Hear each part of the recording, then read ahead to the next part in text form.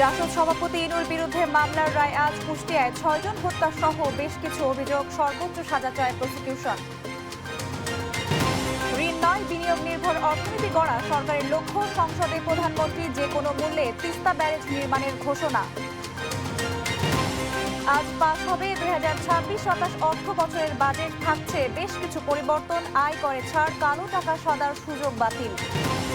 শপথে ফিরেছেন নারায়ণগঞ্জের ভূমি অধিগ্রহণ অফিসের বিতর্কিত কর্মকর্তারা, নিয়ম মেনে পুনর্বহালের দাবি জেলা প্রশাসকের। বর্ষার শুরুতেই উপকূলে বাঁধ ভাঙনের আতঙ্ক, ঝুঁকিপূর্ণ শতাধিক কিলোমিটার পরিকল্পিতভাবে তৈরির পরামর্শ বিশেষজ্ঞদের। ভেনেজুয়েলায় বিধ্বস্ত স্থাপনায় প্রিয়জনকে খুঁজে বেড়াচ্ছেন স্বজনরা, মৃতের সংখ্যা বেড়ে ১,৭১৯। সংবাদ সকালে দেখছিলেন সুপার বোর্ড সংবাদ শিরোনাম, সঙ্গে আছি আমি সঞ্জিদা হক। এবারে বিস্তারিত। জুলাই গণ অভ্যুত্থানে কুষ্টিয়ায় ৬ জনকে হত্যা সহ ৮ অভিযোগে মানবতা বিরোধী অপরাধের মামলায় জাসদ সভাপতি হাসানুল হক ইনুর বিরুদ্ধে রায় ঘোষণা আজ। বিচারপতি নজরুল ইসলাম চৌধুরীর নেতৃত্বাধীন আন্তর্জাতিক অপরাধ ট্রাইব্যুনাল ২ এই রায় ঘোষণা করবে। বাংলাদেশ টেলিভিশনে সরাসরি সম্প্রচার করা হবে রায় ঘোষণা। গেল বছর ৩০ নভেম্বর এ মামলায় সূচনা বক্তব্য উপস্থাপন করে প্রসিকিউশন। সাক্ষ্য গ্রহণ শুরু হয় ১ ডিসেম্বর। ইনুর বিরুদ্ধে তদন্ত সংস্থা সহ মোট ১০ জন সাক্ষ্য দেন। আসামি পক্ষে সাফাই সাক্ষ্য নেওয়া হয় ২ জনের। সাক্ষ্য গ্রহণের পর চলতি বছরের ২রা এপ্রিল থেকে চলে যুক্তিতর্ক। প্রথমেই যুক্তি উপস্থাপন করে আসামি পক্ষ, এরপর প্রসিকিউশনের যুক্তি তুলে ধরা হয়, আর এই পর্ব সম্পন্ন হয় ১৪ মে।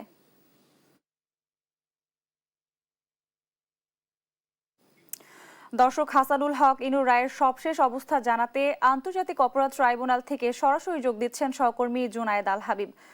জুনায়েদ, হাসানুল হক ইনুকে ট্রাইব্যুনালে এখন পর্যন্ত আনা হয়েছে কিনা এবং রায়ে কি প্রত্যাশা করা হচ্ছে? সঞ্জিদা, ধন্যবাদ আপনাকে। কিছুক্ষণ আগে মূলত হাসানুল হক ইনুকে ট্রাইব্যুনালে আনা হয়েছে এবং তাকে ট্রাইব্যুনালের আসামি রাখার যে জায়গাটি রয়েছে সেখানে রাখা হয়েছে। এখন পর্যন্ত কিন্তু হাসানুল হক ইনুর যে মামলাটি আজকে রায় ঘোষণা করার কথা, সেই মামলার এখনো আনুষ্ঠানিকভাবে ট্রাইব্যুনালে কার্যক্রম শুরু হয়নি। আমরা যতটুকু জানতে পেরেছি যে দুপুর ১:৩০ নাগাদ মূলত এই মামলার রায় পড়া শুরু করবেন আন্তর্জাতিক অপরাধ ট্রাইব্যুনাল ২ এর বিচারক, এবং সে অনুযায়ী বাংলাদেশ টেলিভিশনকে আসলে সময় দেওয়া হয়েছে। আপনারা জানেন যে আন্তর্জাতিক অপরাধ ট্রাইব্যুনালে যে রায়গুলো ঘোষণা করা হয় ৫ আগস্টের পরে, অর্থাৎ এখন পর্যন্ত ৫টি রায় ঘোষণা করা হয়েছে। আজকের রায় নিয়ে ৬টি রায় হবে। এই রায়গুলো বাংলাদেশ টেলিভিশনের মাধ্যমে আদালতের অনুমতিক্রমে সরাসরি সম্প্রচার করা হয় এবং আজকের রায়টিও আদালতে সরাসরি সম্প্রচার করা হবে। তো সঞ্জিদা, আপনাকে জানিয়ে রাখি, মূলত জুলাই অভ্যুত্থানের সময় কুষ্টিয়ায় রাজপথে ছাত্র জনতার মিছিলে নির্বিচারে গুলি চালায় পুলিশ এবং সরকারি তৎকালীন ক্ষমতাসীনদের লেলিয়ে দেয়া বিভিন্ন বাহিনীর সদস্যরা। সেই গুলিতে আসলে ৬ জন নিহত হন এবং সেই মামলারই নির্দেশদাতা এবং উস্কানিদাতা হিসাবে জাসদ সভাপতি সাবেক মন্ত্রী হাসানুল হক ইনুর বিচার কার্যটি গত বছরে শুরু হয়েছিল এবং সেটি এই বছরের ১৩ই মে মূলত আসলে যুক্তিতর্ক উপস্থাপনের মধ্য দিয়ে শেষ হয় এবং গত ২২ জুন এই মামলার রায় ঘোষণার জন্য আদালত আজকের দিনটি নির্ধারণ করেন এবং সেই অনুযায়ী মূলত আজকে রায় ঘোষণা করা হবে। তো প্রসিকিউশনের পক্ষ থেকে বলা হচ্ছে যে ৮টি সুনির্দিষ্ট অভিযোগে হাসানুল হক ইনুর বিরুদ্ধে তারা প্রমাণিত করতে পেরেছেন বলেই কিন্তু প্রসিকিউশনের পক্ষ থেকে দাবি করেছেন এবং তারা আশা করছেন এই মামলায় হাসানুল হক ইনুর সর্বোচ্চ সাজা হবে এবং এই সাজার মধ্য দিয়ে আসলে আগামী দিনে একটি বার্তা যাবে যে ক্ষমতাসীন কিংবা কোনো স্বৈরাচারের স্বৈর শাসন বেশি দিন টিকতে পারে না বা সাধারণ মানুষের উপর আসলে নির্যাতন চালিয়ে পার পাওয়া যায় না, সেটির প্রমাণ হবে বলে এমনটাই মনে করা হচ্ছে প্রসিকিউশনের পক্ষ থেকে। এছাড়া আরেকটি খবর আপনাদেরকে জানিয়ে দিই, আজকে উচ্চ আদালতে মূলত চট্টগ্রাম ৪ আসনের যিনি বিজয়ী প্রার্থী ছিলেন বিএনপির আসলামুল হক চৌধুরী, তার সেই প্রার্থিতা বাতিল করে দিয়েছেন, অর্থাৎ তিনি ঋণ খেলাপি হয় শপথ নিতে পারবেন এবং সেই আসনটি শূন্য ঘোষণা করা হবে। তো এই ছিল এখন পর্যন্ত আমার কাছে। জুনায়েদ, ধন্যবাদ আপনাকে। দর্শক, জাসদ সভাপতি হাসানুল হক ইনুর বিরুদ্ধে মামলার রায়ের ঘোষণা আজ, সেসব সম্পর্কে সবশেষ তথ্য জানাচ্ছিলেন সহকর্মী জুনায়েদ আল হাবিব। ফ্রিডম নিয়ে এলো স্কুটি নাকি গোল্ড অফার। স্টিকারে থাকা কিউআর কোড স্ক্যান করে প্যাকের ভেতরের কোডটি দাও আর প্রশ্নের উত্তর দিয়ে জিতে নাও স্কুটি অথবা গোল্ড কয়েন। এবারের বাজেটে জীবনযাত্রার বোঝা লাঘব করা হবে বলে জাতীয় সংসদে বাজেটের ওপর আলোচনায় অংশ নিয়ে জানান প্রধানমন্ত্রী তারেক রহমান। বলেন 2026-27 অর্থ বছরের বাজেট জীবন বান্ধব। বলেন ঋণ নয়, বিনিয়োগ নির্ভর অর্থনীতি গড়ার কাজ বিএনপি সরকার হাতে নিয়েছে। যে কোনো মূল্যে বিএনপি সরকার তিস্তা ব্যারেজ নির্মাণ করবে বলেও ঘোষণা দেন প্রধানমন্ত্রী। ভঙ্গুর অর্থনীতি থেকে দেশকে স্বনির্ভর করার লক্ষ্যে কাজ করে যাচ্ছে বিএনপি সরকার। কিভাবে দেশের সাধারণ মানুষের ঘরে স্বস্তি ফেরানো যায় তার নানা দিক জাতীয় সংসদে বাজেটের উপর আলোচনায় অংশ নিয়ে ব্যাখ্যা দিয়েছেন প্রধানমন্ত্রী তারেক রহমান। বিভিন্ন অর্থনৈতিক সংকট, দুর্নীতি, পাচার সবকিছুকে সামনে রেখেই এই বাজেট আমাদেরকে প্রণয়ন করতে হয়েছে। সোমবার ত্রয়োদশ জাতীয় সংসদের অর্থ বাজেটের উপর সাধারণ আলোচনায় অংশ নিয়ে প্রধানমন্ত্রী তারেক রহমান বলেন, বাজেটের আগে নিত্য প্রয়োজনীয় পণ্যের দাম বেড়ে যাওয়ার দৃশ্য এবার দেখা যায়নি। কিছুটা হলে আমরা জনগণকে রিলিফ দিতে পেরেছি। 2026-27 অর্থ বছরের বাজেটের মাধ্যমে দেশের অর্থনীতিকে একটি ভিত্তির উপর দাঁড় করাতে চাই বলে জানিয়েছেন প্রধানমন্ত্রী তারেক রহমান। অহেতুকভাবে দেশি বিদেশি ঋণ গ্রহণ করা হয়েছিল, যা এখন জাতির উপরে বোঝা হয়ে দাঁড়িয়েছে। এখান থেকে রেভিনিউ কালেক্ট হয় না, ফলে বাড়তি বাইরে থেকে টাকা দিয়ে এই বৈদেশিক ঋণগুলোকে শোধ করতে হচ্ছে এবং শুধু অল্প সময় না, লম্বা একটি সময় ধরে আগামীতে হয়তো জাতিকে এই বোঝা টানতে হবে। 3 ধাপে অর্থনীতির কৌশল বাস্তবায়ন করার পরিকল্পনার কথা জানান তারেক রহমান। এই বাজেটের অন্য একটি গুরুত্বপূর্ণ লক্ষ্য হচ্ছে অর্থনীতিকে কিছু মুষ্টিমেয় সুবিধাভোগীদের কবল থেকে বের করে নিয়ে এসে সাধারণ নাগরিকের, সকল নাগরিকের এতে অংশগ্রহণ করা এবং এর মাধ্যমে একটি ন্যায়ভিত্তিক, মানবিক, মর্যাদাপূর্ণ এবং অন্তর্ভুক্তিমূলক অর্থনৈতিক ব্যবস্থা গড়ে তোলা। মাননীয় স্পিকার, উৎপাদনমুখী দেশ গড়াই বর্তমান সরকারের লক্ষ্য উল্লেখ করে প্রধানমন্ত্রী বলেন, দেশীয় শিল্পের বিকাশে সব ধরনের সুযোগ দেয়া হয়েছে এবারের বাজেটে। কর্মসংস্থান কিভাবে বৃদ্ধি পাবে সেই কথাও জানান তিনি। যে লক্ষ্য এই বাজেটে, সেটি হচ্ছে বিনিয়োগ, উৎপাদন এবং কর্মসংস্থানের যে চাকা, সেটিকে সচল এবং শুধু সচলই নয়, সেটিকে বেগবান করা। জ্বালানি খাতকে স্বৈরাচার সরকার নিজস্ব ক্ষমতা টিকিয়ে রাখার জন্য ব্যবহার করেছে এ কথা জানিয়ে প্রধানমন্ত্রী বলেন, জ্বালানি খাতে শৃঙ্খলা ফেরাতে কাজ চলমান। সেই সাথে শিক্ষা ও স্বাস্থ্য খাতের উন্নয়ন কিভাবে হবে তার রূপরেখা দেন তারেক রহমান। একটি প্রকল্পে যদি বিনিয়োগ হয়, সেই বিনিয়োগ এবং উৎপাদন কি ভূমিকা রাখবে মানুষের জীবনে, জনগণের কতটা উপকারে আসবে, কি পরিমাণ কর্মসংস্থান সেটি তৈরি করবে এবং তা পরিবেশের উপরে কি প্রভাব ফেলবে, এই বিষয়গুলি হচ্ছে আমাদের বিবেচনা প্রকল্পের। দেশের অর্থনীতির চাকা ঘোরাতে কৃষিকে আরো স্বনির্ভর করতে তিস্তা ব্যারেজ নির্মাণের সকল বাধা দূর করার কথা জানান প্রধানমন্ত্রী। জাতীয় অগ্রাধিকার ভিত্তিতে ইনশাআল্লাহ এই সরকার যে কোনো মূল্যে তিস্তা ব্যারেজ মহাপরিকল্পনা বাস্তবায়ন করবে। প্রবাসীদের সমস্যা সমাধানে প্রবাসী কার্ড দেওয়ার কথাও জানান প্রধানমন্ত্রী তারেক রহমান। রুখ বাবু, দেশ টিভি, ঢাকা। জাতীয় সংসদে আজ পাশ হবে 2026-27 অর্থ বছরের বাজেট। নতুন এই বাজেটে বিভিন্ন বিষয়ে বড় পরিবর্তন আনা হচ্ছে বলে আভাস মিলেছে। সোমবার সংশোধিত প্রস্তাবিত অর্থ বিল 2026 জাতীয় সংসদে পাশ করা হয়েছে। অর্থ বিভাগ সূত্রে জানা গেছে, নতুন অর্থ বছরের বাজেট পাশ হলে তা আগামীকাল 1 জুলাই থেকে কার্যকর হবে। এদিকে প্রস্তাবিত 2026-27 অর্থ বছরের বাজেটের শেষ মুহূর্তে বড় পরিবর্তন করা হয়েছে।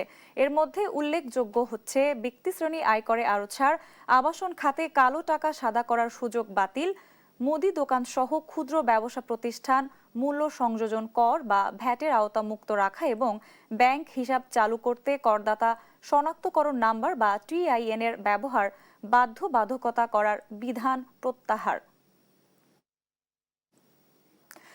জাতীয় সংসদে সর্বসম্মতিক্রমে পাশ হয়েছে অর্থ বিল 2026।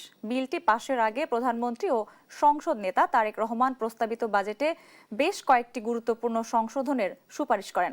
এর মধ্যে ছিল ব্যক্তিগত আয়করের করমুক্ত সীমা বৃদ্ধি, ব্যাংক হিসাব খুলতে টিআইএনের বাধ্যবাধকতা প্রত্যাহার, বেসরকারি বিশ্ববিদ্যালয়ের কর কমানো এবং বিভিন্ন খাতে শুল্ক কর হ্রাস। প্রধানমন্ত্রীর সব সুপারিশ গ্রহণের কথা জানিয়ে অর্থমন্ত্রী আমির খসরু মাহমুদ চৌধুরী বলেন, সংশোধিত বাজেট বাস্তবায়নের মাধ্যমে অর্থনীতির পুনরুদ্ধার এবং বিনিয়োগ বান্ধব পরিবেশ নিশ্চিত করা হবে। জাতীয় সংসদে অর্থবিল ২০২৬ পাশের আগে প্রস্তাবিত বাজেটে বেশ কয়েকটি গুরুত্বপূর্ণ পরিবর্তনের সুপারিশ করেন প্রধানমন্ত্রী ও সংসদ নেতা তারেক রহমান। যে কাজটি করতে সক্ষম হয়েছি, ব্যক্তিগত আয়করের করসীমা বাড়ানো, ব্যাংক হিসাব খুলতে টিআইএন এর বাধ্যবাধকতা প্রত্যাহার এবং বিভিন্ন খাতে শুল্ক কর কমানোর প্রস্তাব দেন প্রধানমন্ত্রী। পুরো বিষয়টার উপরে 15% ভ্যাট আরোপ থাকায় অনেক সময় দেখা গিয়েছে ব্যবসায়িকগণ আনুষ্ঠানিক চ্যানেলে বিজ্ঞাপনের অর্থ পরিশোধ না করে বরং অনেক অন্যভাবে অনানুষ্ঠানিক উপায়ে অর্থগুলো পরিশোধ করে থাকেন।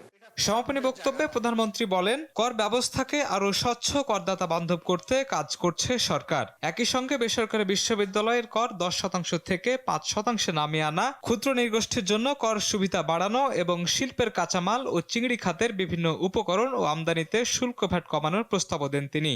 ডাবল কেবিন পিকআপ এবং মাইক্রোবাস স্থানীয়ভাবে উৎপাদনের ক্ষেত্রে 15% যে ভ্যাট আছে এটিকে কমিয়ে আমি 5% করার প্রস্তাব করছি। বাজেট আলোচনার জবাবে অর্থমন্ত্রী আমির খসরু মাহমুদ চৌধুরী প্রধানমন্ত্রীর সব প্রস্তাব গ্রহণের কথা জানিয়ে বলেন, বাজেট বাস্তবায়নের মাধ্যমে অর্থনীতি পুনরুদ্ধারে কাজ করবে সরকার। কাঁচা বাজার ও ক্ষুদ্র মুদি দোকান করের আওতার বাইরে থাকবে বলেও জানান মন্ত্রী। আগামী বছরের জন্য এনবিআর এর জন্য নির্ধারিত রাজস্ব লক্ষ্যমাত্রা চ্যালেঞ্জিং হলেও তা অর্জন করা সম্ভব হবে। আগামী অর্থ বছরে ব্যাংক ঋণ গ্রহণ ৬,০০০ কোটি টাকা কমানোর প্রস্তাবের কথা জানিয়ে অর্থমন্ত্রী বলেন, বেসরকারি খাত, বিনিয়োগ, কর্মসংস্থান ও উদ্ভাবনী হবে দেশের অর্থনীতির প্রবৃদ্ধির মূল চালিকা শক্তি। এ সময় বাজেট বাস্তবায়নে 10টি অগ্রাধিকার খাত নির্ধারণের কথাও জানান তিনি। আমাদের বিকল্প অর্থায়ন পরিকল্পনার অংশ হিসেবে হংকং, লন্ডন ও নিউ ইয়র্কে কেবল বাংলাদেশ বিনিয়োগের জন্য বাংলাদেশ ডেডিকেটেড ফান্ড। সমাপনী বক্তব্য শেষে অর্থমন্ত্রী অর্থবিল ২০২৬ এবং সংশ্লিষ্ট বিলগুলো পাশের প্রস্তাব উত্থাপন করেন। সংসদে স্থিরীকৃত আকারে অর্থবিল ২০২৬ পাশ করা হোক। পরে কণ্ঠভোটে বিলটি সর্বসম্মতিক্রমে পাশ হয়। আমার মনে হয় হ্যাঁ জয়যুক্ত হয়েছে, হ্যাঁ জয়যুক্ত হয়েছে, হ্যাঁ জয়যুক্ত হয়েছে। শাহিনুল ইসলাম সাগর, দেশ টিভি, ঢাকা। আরএফএল ওয়াটার পাম্পের রোটর এখন আরো উন্নত আর বিদ্যুৎ সাশ্রয় হয় 20% পর্যন্ত। 1 জুলাই থেকে দেশে আমদানিকৃত মোবাইল ফোনের দাম আরও বাড়তে যাচ্ছে। প্রস্তাবিত 2026-27 অর্থ বছরের বাজেটে আমদানিকৃত মোবাইল ফোনের ওপর দেওয়া বিদ্যমান শুল্ক ছাড়ের মেয়াদ আর বাড়াবে না সরকার, যার ফলে মোবাইল ফোনের দাম বাড়বে। এতে বৈধ পথে আসা মোবাইল ফোনের দাম 20 থেকে 25% পর্যন্ত বৃদ্ধি পেতে পারে বলে আশঙ্কা করছেন খাত সংশ্লিষ্টরা। বিস্তারিত আরাফাত ইসলামের রিপোর্টে। অবৈধ বা গ্রে মার্কেটের মোবাইল ফোনের সঙ্গে প্রতিযোগিতায় বৈধ আমদানিকারকদের টিকিয়ে রাখতে পদক্ষেপ নিয়েছিল সরকার। এরই অংশ হিসেবে চলতি বছরের জানুয়ারিতে সরকার আমদানিকৃত মোবাইল ফোনের উপর শুল্ক 25% থেকে কমিয়ে 10% করে। এতে মোবাইল ফোনের করের হার 64% থেকে কমে প্রায় 43% নেমে আসে। তবে কার্যকর থাকা এই শুল্ক ছাড়ের সুবিধা চলতি অর্থবছর অর্থাৎ 30 জুন শেষ হচ্ছে। সরকার এই সুবিধার মেয়াদ আর না বাড়ানোর সিদ্ধান্ত নেয় নতুন অর্থবছরের 1 জুলাই থেকে কার্যকর করের হার পুনরায় 64% ফিরে যাচ্ছে। এতে বৈধ পথে আসা মোবাইল ফোনের দাম 20 থেকে 25% পর্যন্ত বৃদ্ধি পেতে পারে বলে মনে করছেন খাত সংশ্লিষ্টরা, যার ফলে এসব মোবাইল ফোন কিনতে ডিভাইসের ধরন অনুযায়ী আগের তুলনায় কয়েক হাজার টাকা পর্যন্ত অতিরিক্ত দাম গুনতে হবে ক্রেতাদের। প্রযুক্তি উদ্যোক্তাদের মতে মোবাইল ফোনের দাম বাড়লে উচ্চ করের কারণে বৈধ পথে আমদানি কমে গেলে দীর্ঘমেয়াদে সরকার কাঙ্ক্ষিত রাজস্ব হারাবে এবং ডিজিটাল বাংলাদেশ গড়ার লক্ষ্যও বাধাগ্রস্ত হবে।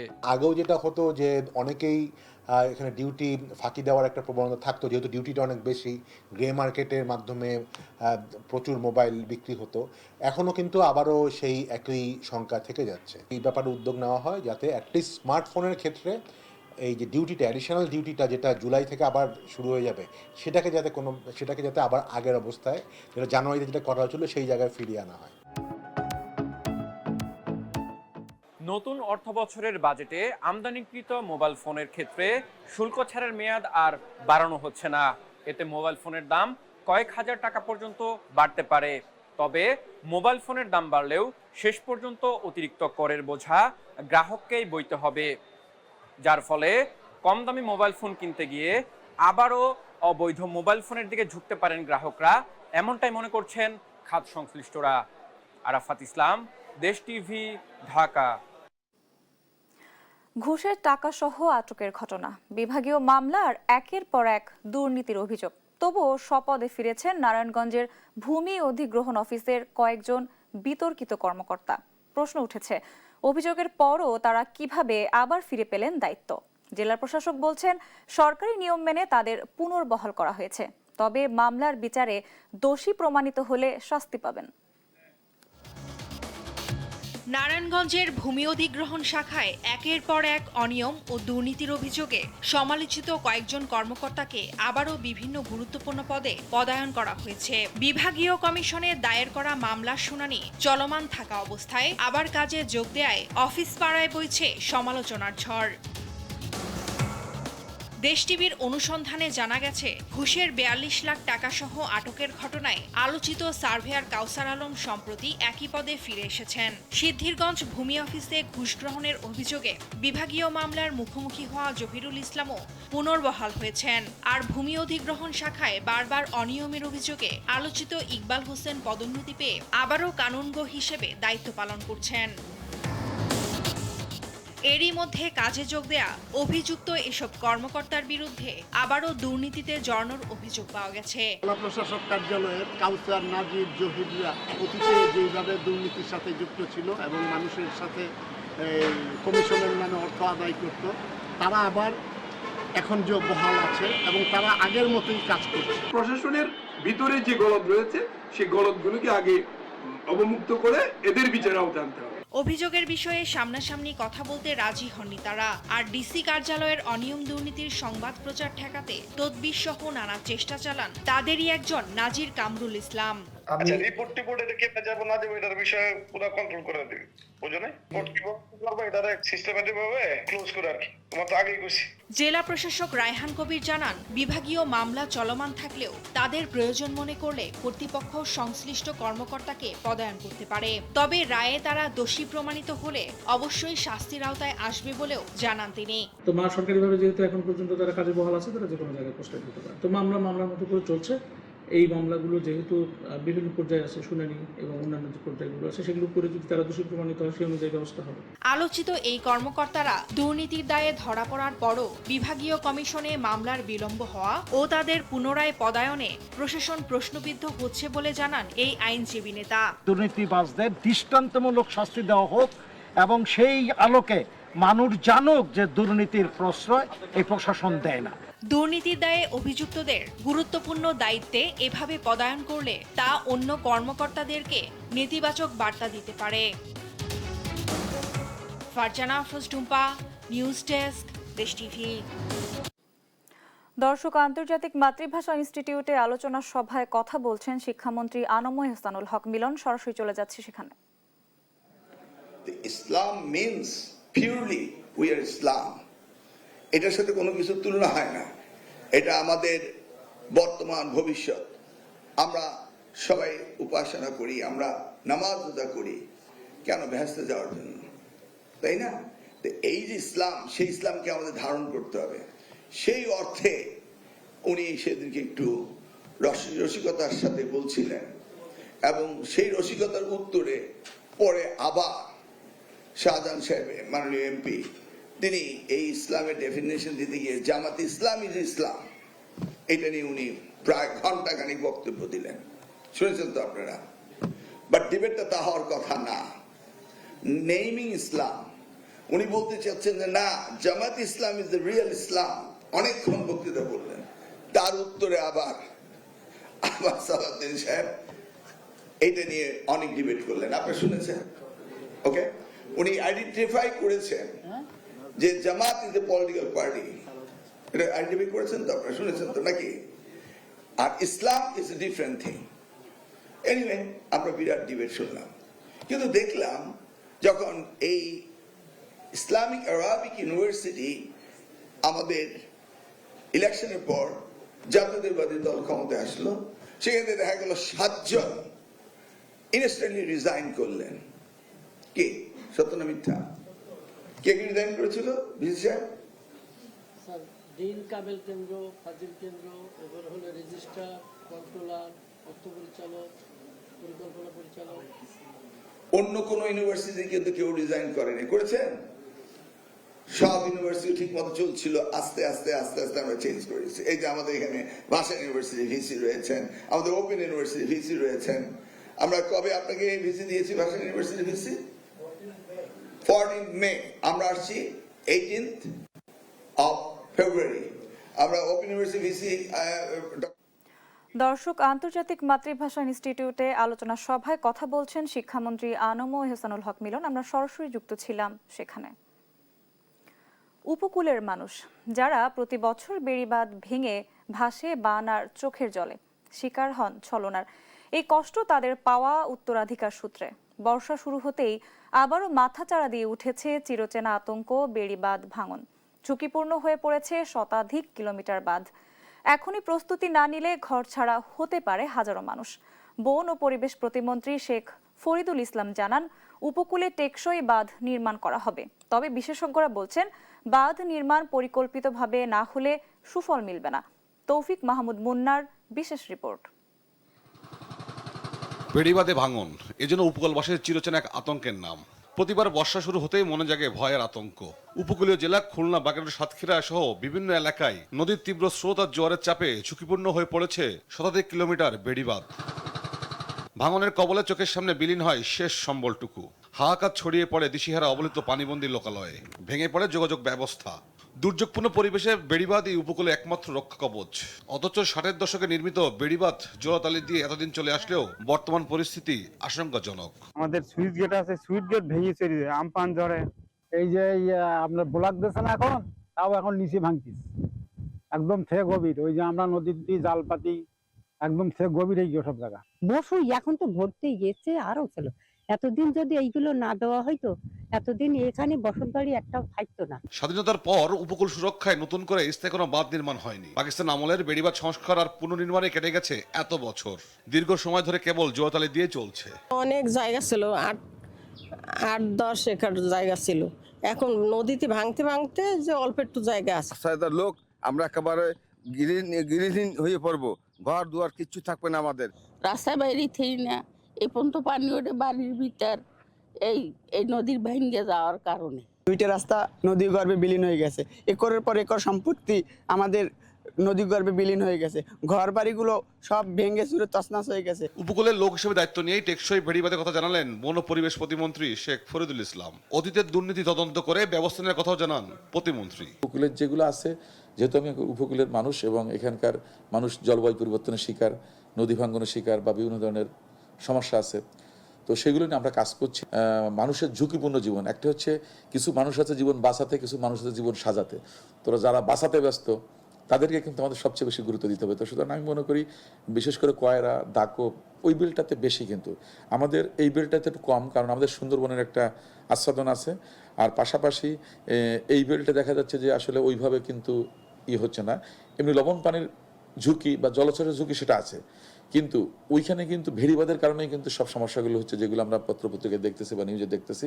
তো সুতরাং এইটা নিয়ে আমাদের নির্দেশনা দেওয়া আছে যে খুব দ্রুতই পদক্ষেপ নিয়ে এটাকে ঠিক করার জন্য, যেন উপকূলের মানুষগুলো এই দুর্যোগ থেকে যেন মোকাবেলা করে টিকে থাকতে পারে। বিশেষজ্ঞরা বলছেন, লোক দেখানো বাঁধ নির্মাণ করে সুফল মিলবে না। পরিকল্পিত কার্যকর স্থায়ী বাঁধই রক্ষা করতে পারে এই উপকূলবাসীকে। উপকূলীয় অঞ্চলের বাঁধ এবং প্রকৃতি নির্ভর সমাধান দিয়ে তাকে বাঁচানোর ব্যবস্থা করা।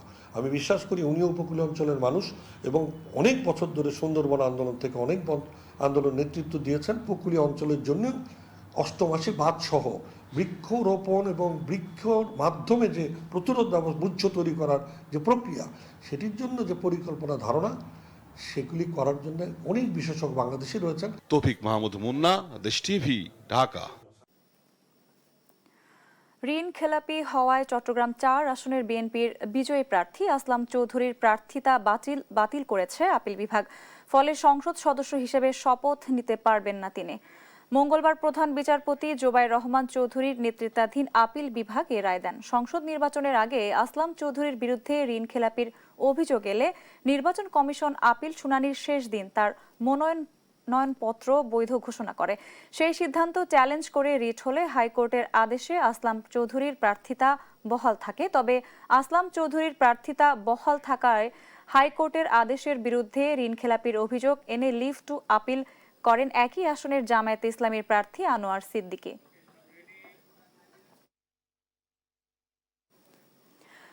বিএসএফ এর পুশিন ঠেকাতে মেহেরপুরের বিভিন্ন সীমান্তে কঠোর অবস্থানে রয়েছে বিজিবি। এ নিয়ে জানাতে সরাসরি যোগ দিচ্ছেন সহকর্মী আক্তারুজ্জামান। আক্তার, সীমান্তের বর্তমান পরিস্থিতি কি এবং নতুন করে অনুপ্রবেশের চেষ্টা হয়েছে কিনা, কি তথ্য রয়েছে আপনার কাছে জানাবেন? সানজিদা, আপনি জানেন যে ভারতীয় সীমান্ত দিয়ে যে পুশিনের যে চেষ্টা, এই চলতি মাসে প্রায় ৬টি দফায় ভারতীয় সীমান্তরক্ষী বাহিনী বিএসএফ কিন্তু এই বাংলাদেশ সীমান্ত দিয়ে তাদেরকে ঠেলে পাঠানোর চেষ্টা করেছে। বিভিন্ন সময় বিভিন্নভাবে ভারতে যারা বাংলাভাষী লোকজন রয়েছে তাদেরকে আটক করে তারা সীমান্তে নিয়ে আসছে এবং পাটক্ষেতের ওই পারে যারা কাঁটাতারের বেড়ার ওই পারে কিন্তু তাদেরকে জড়ো করছে এবং পুশিনের চেষ্টা করছে। তবে এই ৬ দফা পুশিনের চেষ্টা করা হলেও কিন্তু সেটি বিজিবি এবং স্থানীয় যারা সীমান্তবাসী রয়েছেন তারা কিন্তু প্রতিহত করার চেষ্টা করেছেন এবং তারা বিজিবি এবং সীমান্তবাসীরা সফল হয়েছে। তো গতকালকেও কিন্তু মুজিবনগর উপজেলার একটি সীমান্ত, যেটি হচ্ছে নাজিরকোনা সীমান্ত, সেই সীমান্ত দিয়ে কিন্তু 10 জনকে পুশিনের চেষ্টা করে। গভীর রাতে বিএসএফরা তাদেরকে কাঁটাতারের অভ্যন্তরে জড়ো করে এবং আমরা দেখেছি যে সেখানে কিন্তু 10 জনকে পুশিনের চেষ্টা করে, নারী পুরুষ শিশু সহ 10 জন ছিলেন। তবে 110 নম্বর সীমানা পিলার যে নাজিরকোনা সীমান্ত রয়েছে সেই সীমান্তর ওই পারে ভারতীয় নদিয়া জেলার পাথরঘাটা থানার পাথরঘাটা এলাকা দিয়ে সীমান্ত দিয়ে কিন্তু তাদেরকে তারকাটার এপারে নিয়ে আসে। পরবর্তীতে একটি পাটক্ষেতের মধ্যে এই 10 জনকে কিন্তু রেখে দেয়। তো আমরা কথা বলেছি নাজিরকোনা বিজিবি ক্যাম্পের যিনি ক্যাম্প কমান্ডার ছিলেন মুজাম্মেল হক, তিনি আমাদেরকে এই তথ্য নিশ্চিত করেছিলেন যে 10 জনকে বিএসএফরা ওই পারে জড়ো করেছেন এবং পুশিনের চেষ্টা করছে। তো আমি যে একটি তথ্য বলে রাখি যে চলতি মাসে মেহেরপুর সীমান্ত দিয়ে 6 দফা পুশিনের চেষ্টা করেছিল ভারতীয় সীমান্তরক্ষী বাহিনী বিএসএফ। যদি বলে রাখি, গত 6 জুন তেঁতুলবেড়িয়া সীমান্তে 6 জনকে এবং 19 জুন গুড়িপোতা ইউনিয়নের খালপাড়া সীমান্তে 4 জন এবং গাংনী উপজেলার শেড়তলা সীমান্ত দিয়ে এবং 7 জনকে এবং ধলা সীমান্ত দিয়ে 3 জনকে পুশিনের চেষ্টা করে এবং গতকালকেও কিন্তু 10 জনকে পুশিনের চেষ্টা করেছিল ভারতীয় বিএসএফ বাহিনী। তবে ভারতের বিএসএফ বাহিনীদের এই যে দফায় দফায় পুশিনের চেষ্টা। আক্তার, ধন্যবাদ আপনাকে। দর্শক, মেহেরপুর থেকে সীমান্তের বর্তমান পরিস্থিতি জানাচ্ছিলেন সহকর্মী আক্তারুজ্জামান। কাতারে ভয়াবহ সড়ক দুর্ঘটনায় নিহত 5 বাংলাদেশি যুবকের মরদেহ সিলেট পৌঁছেছে। মঙ্গলবার সকাল 7টার দিকে সিলেট ওসমানী আন্তর্জাতিক বিমানবন্দরে পৌঁছায় মরদেহবাহী ফ্লাইটটি। পরে বিমানবন্দর থেকে স্বজনদের কাছে মরদেহ বুঝিয়ে দেওয়া হয়। এ সময় স্বজনদের আহাজারিতে বিমানবন্দরের পরিবেশ ভারী হয়ে ওঠে। বাদ জোহর কানাইঘাট উপজেলার দক্ষিণ বাণীগ্রাম ইউনিয়নের আকুনি মাদ্রাসা মাঠে নিহতদের জানাজা হবে। জানাজা শেষে তাদের নিজ নিজ গ্রামের পারিবারিক কবরস্থানে দাফন করা হবে। বৃষ্টি ও পাহাড়ি ঢলে গাইবান্ধার সুন্দরগঞ্জে তিস্তা নদীর পানি কাউনিয়া পয়েন্টে 77 সেন্টিমিটার বৃদ্ধি পেয়েছে। গাইবান্ধার ঘাগট নদীর পানি 41 সেন্টিমিটার, ব্রহ্মপুত্র নদীর পানি 18 সেন্টিমিটার বৃদ্ধি পেয়েছে এবং করতোয়া নদীর পানি 43 সেন্টিমিটার বৃদ্ধি পেয়েছে। নদ নদীতে পানি বৃদ্ধির কারণে বেশ কিছু উপজেলার অন্তত 15টি স্থানে দেখা দিয়েছে নদী ভাঙন। এদিকে উজানের ঢল কমে আসায় লালমনিরহাটে তিস্তা নদীর পানি দ্রুত নেমে গেছে। বন্যার শঙ্কায় না থাকায় স্বস্তিতে রয়েছেন নদী পাড়ের মানুষ। এদিকে কুড়িগ্রামের নদ নদীর পানি বেড়েছে। চট্টগ্রামের রাউজানে গেল 2 বছরে ঘটেছে 28টি হত্যার ঘটনা। এর মধ্যে 15টি ঘটনা ছিল প্রকাশ্যে। এসব হত্যাকাণ্ডের বেশিরভাগই শিকার বিএনপির নেতাকর্মীরা। এ জনপদ পরিণত হচ্ছে অপরাধীদের অভয়ারণ্যে। এলাকায় শান্তি প্রতিষ্ঠায় খুনের সঙ্গে জড়িতদের দৃষ্টান্তমূলক বিচার নিশ্চিতের দাবি জানিয়েছে সচেতন মহল। চট্টগ্রামের রাউজানে গেল 2 বছরে 28টি হত্যাকাণ্ডের মধ্যে 15টি ঘটেছে প্রকাশ্য দিবালোকে, বেশিরভাগই টার্গেট কিলিং। সর্বশেষ এই মৃত্যুর মিছিলে যুক্ত হয়েছেন রাঙ্গুনিয়ার যুবদল নেতা মাসুদুল হক চৌধুরী। স্থানীয় সরকার নির্বাচনে প্রার্থী হওয়া নিয়ে বিরোধের জেরে এই হত্যাকাণ্ডের সম্ভাব্য কারণ হিসেবে ধরা হচ্ছে। মাসুদ ভাইকে অনেক মানে গুলি করছে, প্রায় 27টার মতো মাথায় বারে গুলি করছে, পিঠে এখানে করছিল।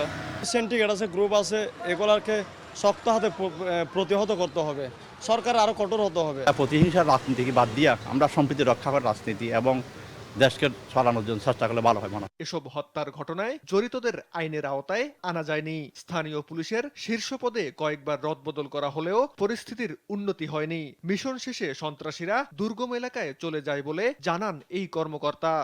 প্রাকৃতিক বা ভূপ্রাকৃতিক যে বৈশিষ্ট্য, এই বৈশিষ্ট্যটা পুরো অ্যাডভান্টেজ বা সুবিধা এটা নিয়ে থাকে এই সন্ত্রাসী বাহিনীগুলো। জঙ্গল, পাহাড় এবং অন্য যে পার্শ্ববর্তী যে জেলার সাথে যে লিঙ্কেড, এই লিঙ্ক থাকার কারণে তারা কিন্তু কোনো একটা অকাম করে সোজা চলে যাচ্ছে পাহাড়ে বা আশ্রয় নিচ্ছে বা ওইখানে হাইড আউট করতেছে। এদের যে পুরাটা যে একটা চক্র বা বাহিনী, এইটাকে আমরা পুরোটাই আমরা শনাক্ত যেহেতু করেছি, আমরা এদেরকে আইনের আওতায় নিয়ে আসবো, এটা টুডে অর টুমরো। পরিসংখ্যান বলছে গেল 2 বছরে নিহতদের মধ্যে 18 জনেই বিএনপি ও এর অঙ্গ সংগঠনের নেতাকর্মী। আইন শৃঙ্খলা রক্ষাকারী বাহিনীর দুর্বলতায় এসবের জন্য দায়ী বলে মনে করছেন বিএনপি নেতা ও আইনজীবীরা। একটা চিহ্নিত জায়গায় এতগুলো হত্যাকাণ্ড সংঘটিত হচ্ছে, কোন উল্লেখযোগ্য আসামি অপরাধীকে আইনের আওতায় আনতে পারে নাই। যে চিহ্নিত সন্ত্রাসীদেরকে একদম চিহ্নিতভাবে নির্দিষ্ট সময়ের মধ্যে একটা অ্যাকশন প্রোগ্রাম নেয়, এটা না হলে কিন্তু এটা চলবেই। এটা সরকারেরও দায়বদ্ধতা আছে। তো আশা করছি অতি দ্রুত সময়ে যদি রাজনৈতিক মহল এবং সচেতন মহল যদি চেষ্টা করে থাকে, এই সন্ত্রাসীদেরকে অতি শীঘ্রই গ্রেপ্তার করা যাবে। আমি আশা করছি অতি দ্রুত আইন শৃঙ্খলা বাহিনী সন্ত্রাসীদেরকে অতি দ্রুত গ্রেপ্তার করে তাদেরকে আইনের আওতায় নিয়ে আসতে পারবে। হত্যাকাণ্ডের সুষ্ঠু বিচার না করা গেলে নিরাপত্তাহীনতা আরও বাড়বে বলে মনে করছেন তারা। সীমান্ত বর্ধন, নিউজ ডেস্ক, দেশ টিভি।